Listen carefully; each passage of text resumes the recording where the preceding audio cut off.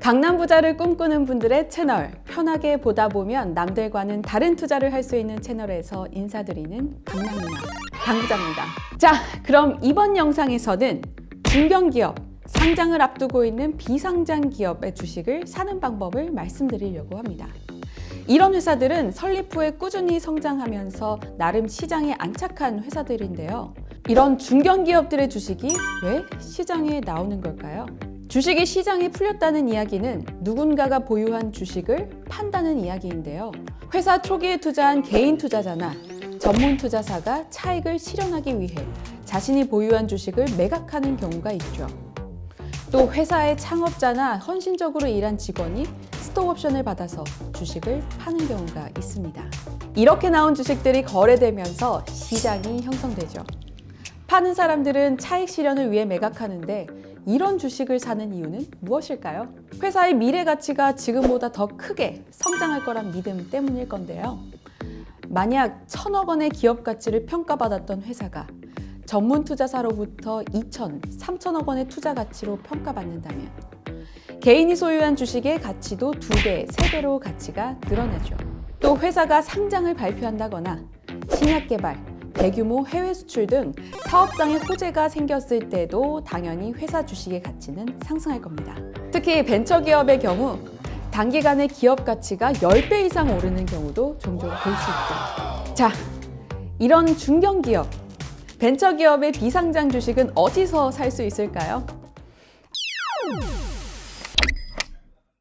아직까지 우리나라에서는 비상장 주식 거래 시장이 그다지 활성화되진 않았는데요. 최근 정부도 이 시장의 중요성을 인지하고 시장 활성화에 나서고 있습니다.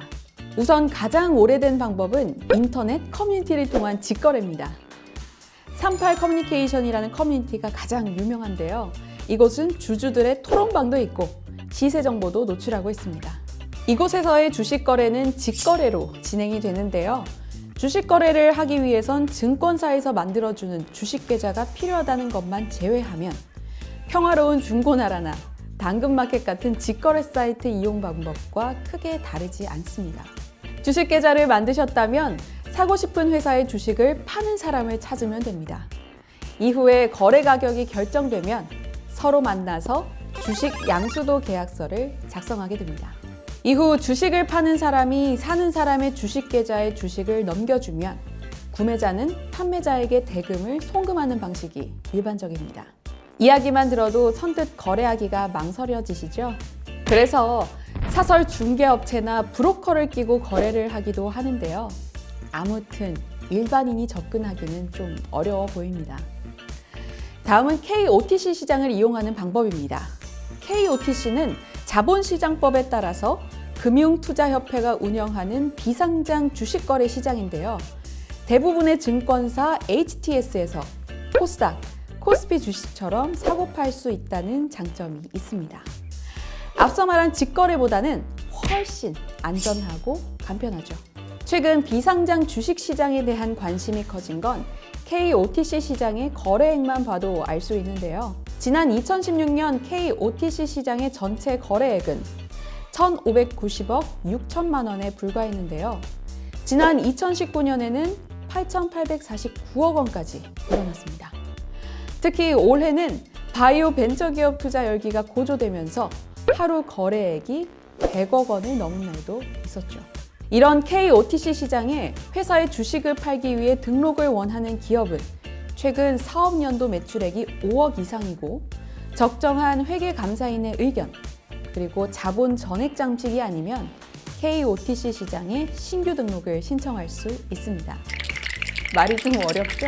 매출은 다들 아실 거고 잠시 회계감사, 자본 전액 잠식이란 용어에 대해서 알아보고 넘어갈게요. 주식회사는 여러 이해관계자들이 존재합니다. 주식을 가진 주주, 돈을 빌려준 채권자, 사업 거래처, 세무서 등이 회사의 경영 상태를 알고 싶어 합니다. 그래서 제3자인 공인회계사가 회사의 재무 상태를 점검하고 문제가 없을 때는 적절하다라는 감사 의견을 내게 됩니다. 그럼 여러 이해 당사자들이 최소한의 믿음을 가질 수가 있겠죠. 그럼 자본 잠식은 뭘까요? 회사가 적자를 내다 보면 설립 초기에 넣은 자본금을 갉아먹게 되는데요. 전액 자본 잠식이란 적자 규모가 자본금을 다 잠식한 경우를 뜻합니다. 이 상태가 되면 회사가 빚으로 굴러갈 수밖에 없는 거죠. 이제 KOTC가 왜 적절한 회계감사 의견과 자본 잠식 여부를 체크하는지 아시겠죠? 최소한의 기업 검증을 거친 다음에 KOTC 시장에서 거래할 수 있게 해준다는 거죠. 하지만 이런 KOTC 시장에도 단점은 있습니다. 2020년 12월 17일 현재 등록된 기업 수가 134곳에 불과합니다. 전문가들은 현재 거래되는 비상장 주식 기업체 수가 1만여 곳이 넘어간다고 하는데요. 이 중에 극히 일부만 거래가 되고 있는 거죠. 우리가 잘 아는 유명 벤처기업인 카카오뱅크나 크래프톤, 리디북스와 같은 회사의 주식을 살 수가 없어요. 지금까지 인터넷 커뮤니티를 통한 직거래와 금투협에서 운영하는 KOTC를 살펴봤는데요. 각각 장점도 있지만 신뢰도가 떨어지거나 거래 종목이 한정적이라는 단점이 존재합니다. 그래서 지난 2020년 4월 금융위원회는 두 곳의 비상장 주식 안전거래 플랫폼에 대해 혁신 금융 서비스로 지정했습니다. 이들은 금융투자업 인가 없이 비상장 주식 거래를 할 수 있는 특례를 받았는데요. 비상장 주식 거래 플랫폼 서울거래소로 운영하는 PSX 그리고 증권플러스를 서비스하는 두나무가 그 대상이었습니다. 온라인에서 비상장 주식 매도인과 매수인이 계약을 체결하기로 결정하면 이 플랫폼이 책임지고 거래를 진행합니다. 플랫폼은 주식을 판매하는 사람이 실제 주식을 가지고 있는지 확인하고 또 제휴를 맺은 증권사 계좌를 통해서 안전하게 거래할 수 있도록 계약 내용을 전달하게 됩니다. 한마디로 플랫폼이 주식 매도인과 매수인 사이의 불신의 문제를 해결해 준다는 거죠. 금융위원회 측은 이런 비상장 주식 거래가 활발해지면 더 많은 모험 자본이 기업 투자에 나설 거라고 설명했는데요. 기업이 주식시장에 상장하거나 다른 기업에 인수되기 전에도 투자한 자금을 회수할 수 있는 시장이 생기면 더 과감히 투자할 수 있다는 이야기죠. 또 중소벤처기업 종사자들의 살림살이도 나아질 수 있습니다. 벤처기업 종사자들이 스톡옵션을 부여받아서 자신이 다니고 있는 회사의 주식을 사도 팔 곳을 찾지 못하면 애물단지에 불과한데요. 서울거래소는 이런 벤처업계의 문제점을 해결하기 위해 설립했다고 밝히고 있더군요. 자, 오늘 영상은 여기까지였는데요.